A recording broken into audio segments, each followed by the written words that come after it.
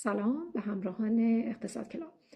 من امروز میخوام در مورد یکی از انواع بازار کالا و خدمات تحت عنوان بازار رقابت کامل در اقتصاد براتون صحبت کنم. یکی از دغدغه هایی که تمامی تولید کنندگان در بازار دارن این هستش که میخوان راهکارهایی رو اتخاذ کنن که از طریق اونها بتونن به هدف نهاییشون که کسب حداکثر کردن سود هستش دست پیدا کنن. حالا این راهکارها چی هستن؟ آیا تو تمام بازارها با هم یکسانه؟ آیا هر تولید کننده ای اگر صرفا قیمت کالا رو بالا ببره از این طریق میتونه به سود حداکثری دست پیدا کنه؟ اینها سوال هایی هستش که برای خیلی از تولید کنندگان وجود داره و اگر ما بتونیم یک شناخت کلی راجع به بازارها داشته باشیم بعد میتونیم تعیین کنیم که در هر کدوم از این بازارها راهکار چیه. آیا باید به طریق سیاست قیمتی عمل کنیم یا اینکه میتونیم از طریق فناوری‌های جدید، تکنولوژی جدید هزینه‌های تولید رو پایین بیاریم، محصولات جدیدی رو تهیه کنیم و در بازار ارائه کنیم که قدرت رقابت با سایر تولید کنندگان رو داشته باشه و از این طریق با فروش بیشتر به سود حداکثری برسیم. برای پاسخ به تمام این سوال‌ها اولین چیزی که مطرحه شناخت کامل راجع به بازاره. ما باید بدونیم که کالایی که داریم به عنوان یک تولید کننده تولید میکنیم و در بازار میفروشیم در چه نوع بازاری داره فروش میره، این بازار چه ساختاری داره و چه راهکارهایی ما رو میتونه به هدف نهاییمون نزدیک کنه. حالا میریم تا با هم دیگه با ویژگی‌های بازار رقابت کامل آشنا بشیم. اولین ویژگی بازار رقابت کامل تعداد متقاضیان و تعداد عرضه کنندگان در بازار. تعداد متقاضیان خب تمام افرادی که توی جامعه زندگی میکنن میتونن متقاضی کالا و خدماتی بشن که تو اون جامعه داره ارائه میشه و تعدادشون خیلی زیاده. اون چیزی که بین بازارهای مختلف تفاوت داره تعداد عرضه کنندگان هستش. در بازار رقابت کامل تعداد عرضه کنندگان بسیار بسیار بالاست. ویژگی بعدی نوع کالاست. کالایی که داره توسط عرضه کنندگان تولید و در بازار عرضه میشه و فروخته میشه. این کالا یک کالای کاملا همگن هستش. یعنی چی؟ یعنی تمامی این تولید کنندگانی که تو بازار هستن دارن یک کالای شبیه به هم رو تولید میکنن که از هر لحاظ شما نمیتونید تفاوت بینشون قائل بشین. رنگ، شکل، نوع بسته‌بندی، ظاهر، از همه چی این کالا شبیه به همه. ویژگی بعدی آزادی ورود و خروج به بازار هستش. تولید کنندگانی که توی این بازار دارن فعالیت میکنن اگه تو بلند مدت احساس کنن که فعالیتشون یه فعالیت زیانده هستش به راحتی میتونن این بازار رو ترک کنن و از بازار خارج بشن. در مقابل اگر این بازار بازاری سودده باشه هر تولید کننده که بخواد وارد یک کار باشه و یک کاری رو آغاز کنه در صورتی که تمایل داشته باشه به راحتی میتونه وارد این بازار بشه.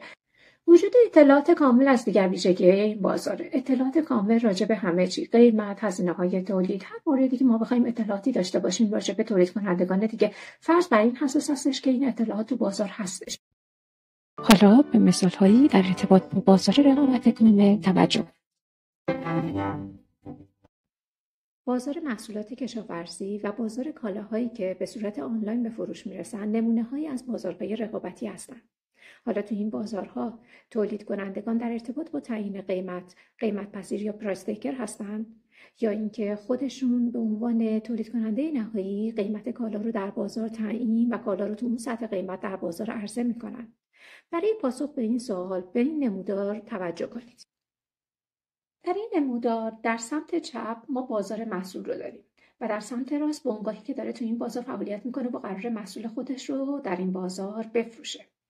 در نمودار مربوط به بازار عرضه و تقاضا رو رسم کردیم و از برابری این دوتا قیمت تعادلی و میزان فروش بازار رو به دست آوردیم. قیمت در سطح پی تعیین شده.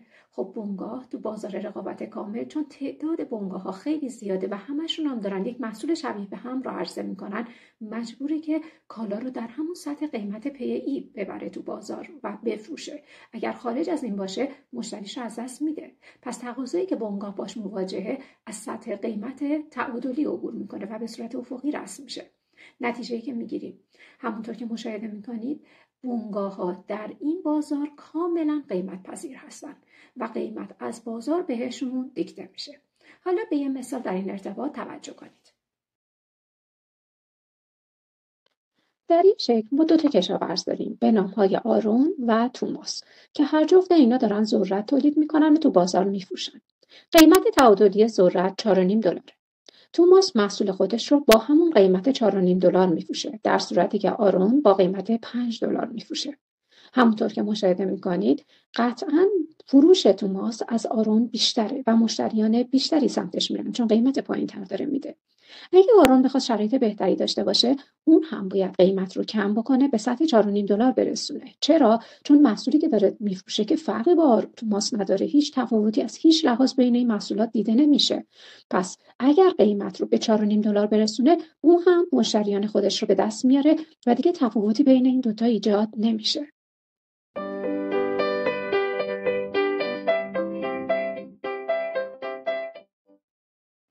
حالا با تمام ویژگی‌هایی که یاد گرفتیم این رو باید بدونیم. تولید کننده‌ای که تو بازار رقابت کامل داره فعالیت میکنه از طریق سیاست‌های قیمتی و بالا بردن قیمت به هدف خودش نمیتونه دست پیدا کنه چون فروشش رو تو بازار از دست میده.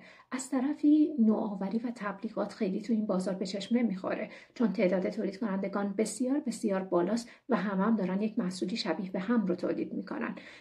پیشنهاد ما معمولا تو این بازارها اینه که تولید کنندگان بتونن از طریق تولید بیشتری که میکنن فروششون رو تو بازار افزایش بدن و درآمد بالاتر به دست بیارن و یا اینکه راهکارهایی رو اتخاذ کنند که تا اون جایی که براشون امکان پذیر هستش هزینه‌های تولیدشون رو پایین بیارن و با کاهش هزینه بتونن به سود بیشتر دست پیدا کنند. در فیلم‌های بعدی انواع دیگه‌ای از بازارها رو هم به صورت مجزا با هم دیگه بررسی می‌کنیم تا بتونیم یه شناخت کاملی راجع به انواع بازارها داشته باشیم.